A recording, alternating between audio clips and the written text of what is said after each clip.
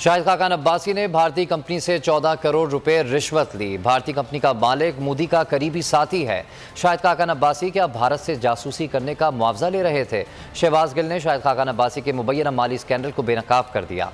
बताया कि शाहिद खाकान अब्बासी ने वजीर होते हुए भारतीय कंपनी के दुबई ऑफिस से पैसे लिए। रिश्वत का नाम कंसल्टेंसी फीस रखा हुआ था। सिक्योरिटी इदारे पता लगाएं 14 करोड़ रुपए किस मद में लिए गए।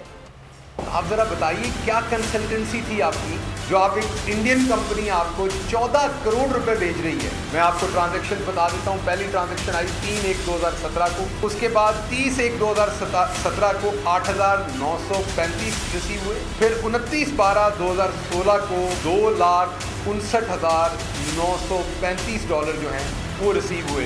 बड़ा क्लियर लिखा हुआ है कि ये इन्होंने कंसल्टेंसी फी की मद में ये पैसा रिसीव किया। किस चीज़ की हिंदुस्तानी कंपनी को ये कंसल्टेंसी दे रहे थे? याद रखिए ये पेट्रोलियम मिनिस्टर थे। ये पेट्रोलियम प्रोडक्ट की कंपनी है, ट्रिनिटी हो या सिद्धांत हो पीछे, और ये पेट्रोलियम मिनिस्टर है पाकिस्तान के, और एक इंडियन कंपनी से ये कमीशन ले रहे थे, रिश्वत ले रहे थे, जिसको नाम कंसल्टेंसी फी रखा हुआ है।